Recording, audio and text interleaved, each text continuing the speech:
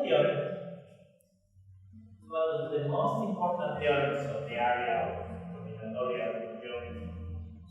Not only that, it is perhaps one of the most charming theorems in mathematics due to its simplicity and the clear behavior of the ideas. The idea behind Helly theorem is very simple.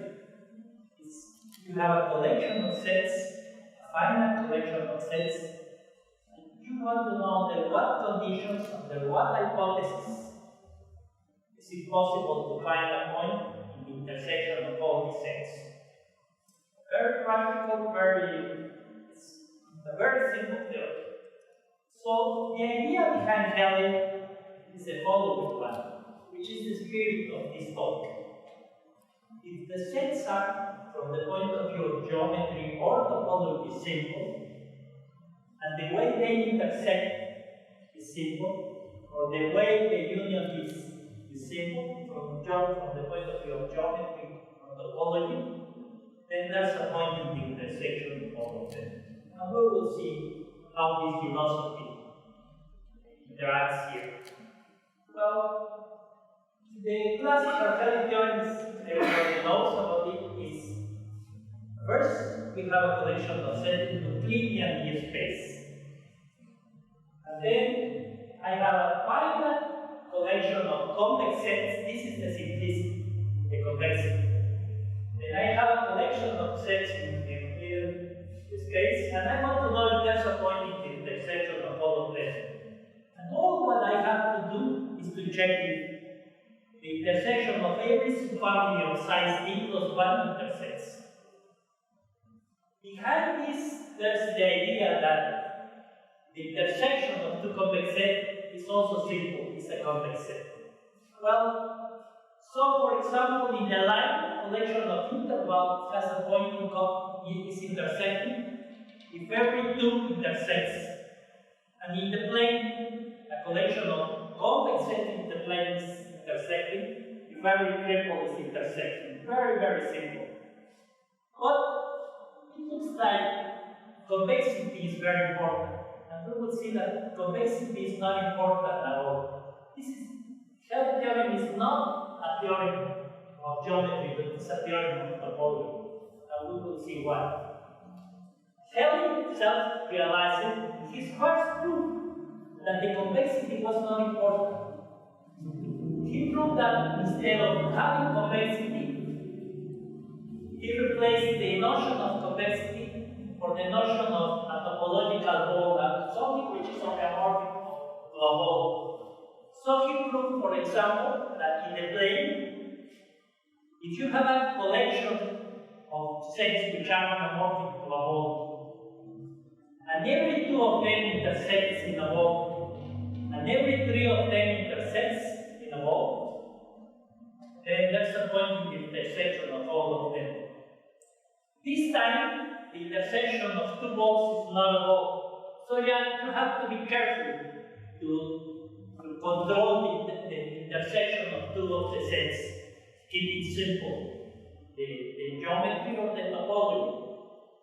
So the first proof of Helly really was a proof of topology. See, we can see that in any book of complex theory, there's a counterexample to Helly theory in which he proves that the idea of convexity is really important. And this is the classical example. We have four sets, red, blue, yellow, and green. And you can see that there is not a point in the intersection of the four sets. Of course, they are not convex. But each one of them is a topological ball. The intersection of the three of them is a topological ball. But unfortunately, the intersection of two of them is not either convex or a topological ball. It's not connected, and this is the important point of view, the connectivity of the intersection of two of them. So let me tell you something about the history. The first was to withdraw the hypothesis of topological balls and transform this hypothesis with contractibility. That means if you have a collection of sets in Euclidean space, and the sets are contractible, and the intersection of any two of them is contractible, and the intersection of any three of them is contractible, and the intersection of every subfamily of size C plus 1 is contractible, then there's a point in the intersection of all of them. Next, people realized that it was not really a homotopy theorem, it was really a homological theorem. And instead of contractibility, it was enough to ask for simplicity. It's just triviality from the point of view of homology. See? Then again, let me state it again. If you have a collection, you are in Euclidean space, and you have a collection of sets, and each one is from the point of view of the homology trivial, and the intersection of any two sets is trivial from the point of view of homology, and the intersection of three of them is trivial, and the intersection of d plus one of them is trivial, then there's a point in the intersection of all of them. In fact, a little later, the Brunner proved a theorem which looks like a little better, but it is not. He proved again that in Euclidean space, a collection of them of open sets. This open set is not important. This is just to not to speak about technicalities here, because it's just a technical thing. But anyway, a collection of sets has a pointing cut in the intersection. You can only for any subfamily of size J, its intersection is D minus G as equal. It's technical. What I want to point out here is that with this hypothesis, you end up proving that not only the set, but all the intersections are acyclic. Then the theorem is not much better than the original one. The original one with acyclicity is what is well known as a topological Helly theorem. So this topological Helly theorem is difficult to use for applications. First, because somehow you need to be in a Euclidean space. And second, in order to hope to get a point in the intersection, you need all the points to be all the sets to be trivial. Then somehow if you want to apply this to a more complicated situation, this is like too much. So let me state my theorem. First of all, I'm not going to be. This is a homological theorem really. The first thing I have to point out is that there's no need to be in Euclidean space. It is enough to be in any topological space. In fact, no restriction at all. Any topological space. But in this topological space, let's think in the dimension. And let's think in the dimension from the point of view of the homology. I mean that in this topological space, every open set does not have a whole of dimension d plus 1 or b. In other words, technically, for any other open set of this topological space, the B homology of this set is trivial for any dimension bigger than b. For example, a B open D manifold will be okay, or any Boolean dimension d plus 1, every single complex of dimension d minus 1 will be okay. It's very general. Now, what about the sets? I need, in order to have applications, the sets not to be trivial from the point of view of the whole. Then my sets, all that I need is that the d minus 1 homology of these sets is 0.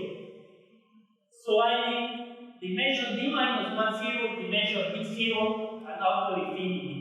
And all the homology, all the holes may be of dimension small. And then I have to control the intersection. So I'm going to ask that the intersection of two of my sets is from the point of view, I'm not going to ask too much. I'm just going to ask that the E minus 2 homology of this set is trivial. In other words, I'm going to allow for the intersection of two sets to have poles dimension less than E minus 2. And so on.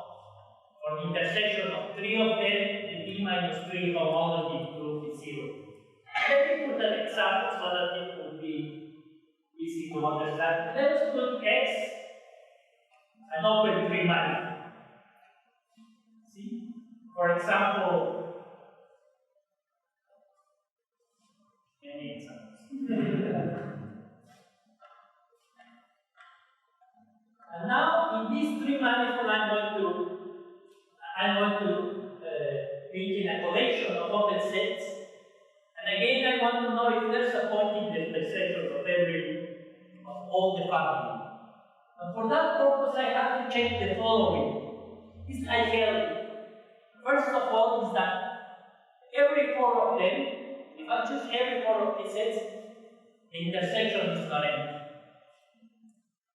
Then I have to check what happened with every 3 of them. Every 3 of them, the intersection should be connected. And every 2 of them, the intersection should be simply connected. And every 4, and every set, the 2-dimensional homology should be 0. You can see so with this example and this theorem, what I want to tell you is that this is a theorem which allows you to apply to many situations because in some ways very a non-expensive theorem. In the sense that do not require the set to be simple from the homology point of view. It only requires for the set to be the homology to be d minus 1, the homology in dimension d minus 1 to be 0. And then in order to show how it works, let me do an easy application. I'm very much interested in the following kind of transversal theorems. Now, for example, in R3, a collection of convex sets in the space. And this time you want to know not if there's a point in the intersection of every 3 of them, but if there's a line that goes through all the convex sets. This is a difficult problem. And a lot of work has been done in this area. So again, I have a convex set, a finite collection of convex sets in the space. And I need to know if there's a line that goes through all these convex sets, that intersect all these convex sets. So instead of thinking in 3 space, I'm going to state this theorem in the terms of a topological Helly theorem. So instead of a 3-dimensional space, I'm going to think in the space of all lines in R3. Then first I'm going to think in the space of all possible lines in R3. This is a 4-dimensional quantity. Very complicated from the point of view of topology, but a 4-dimensional quantity. And then I'm going to think instead of a convex set, I'm going to think in the set of all lines that intersect this convex set. So the collection of lines that pass through a fixed convex set is very, very complicated from the point of view of topology. It's a Grassmannian.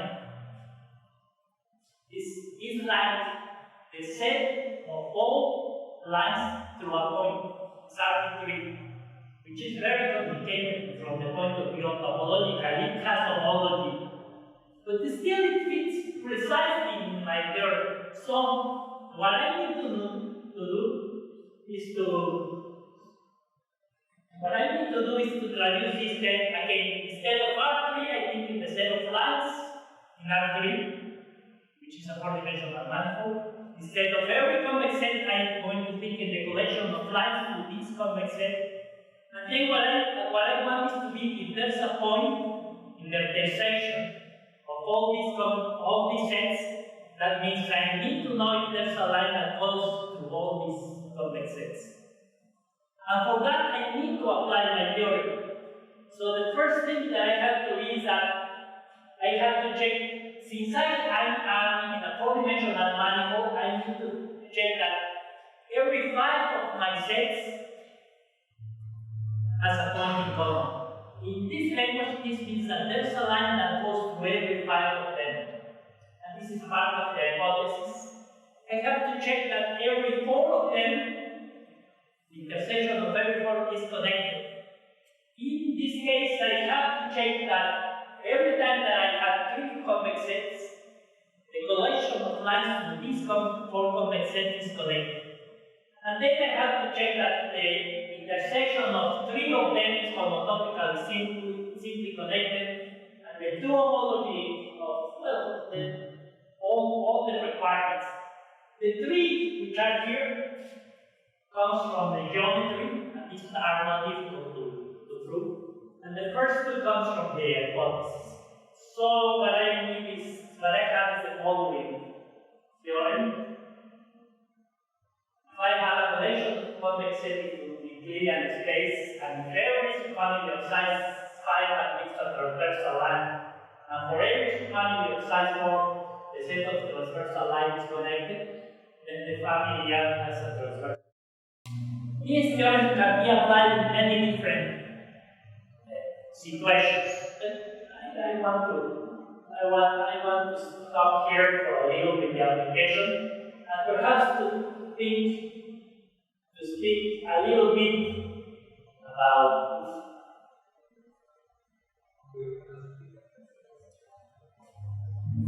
about the proof.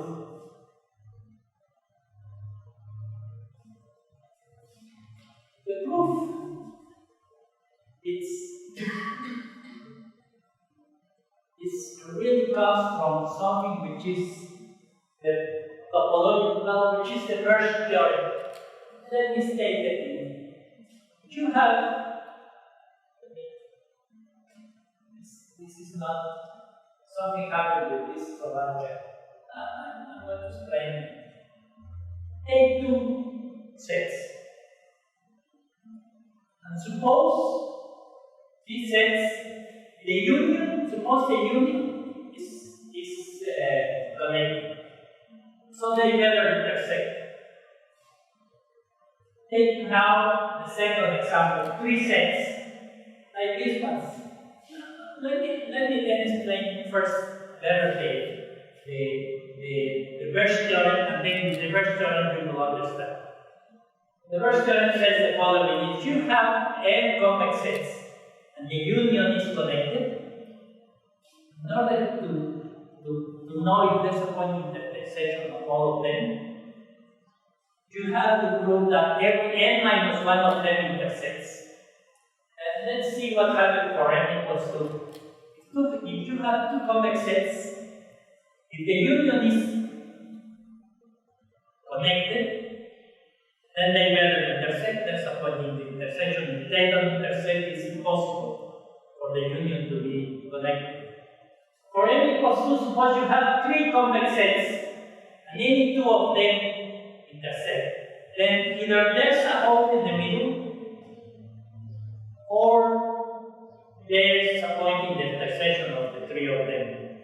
But this is not really a convex set theorem. This is really a topological theorem, because if I replace convexity and if I just think in A, B, C as connected sets, and any 2 of them intersect, either there's a hope in the middle, or there's a point in the intersection of the 3 of them. And the induction is quite clear. So let me introduce then some notation. Let's first think in a collection of n convex sets. And then the first thing I have to say is that the minus 1 homology of A is 0 means exactly that A is not empty. And then this symbol, which is here, means that every time you have a subset of size j, when you take the intersection, the I homology is here. And this symbol here means that every time I take a subset, a subfamily of f of size j, the the I-dimension homology of the union is 0. And with this, the topological first theorem can be written in this way. The n-1 homology of the union of all the n sets is 0. The intersection of any n-1 of them is 0.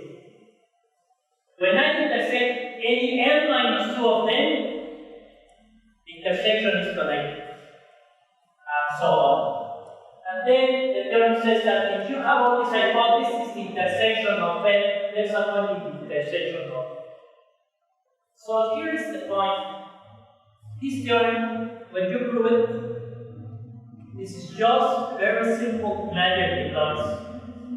But the thing is that if you add a dimension to all this, you add a dimension to all the theorem, you just have exactly the same theorem, with adding one dimension and more, and the proof is exactly the same.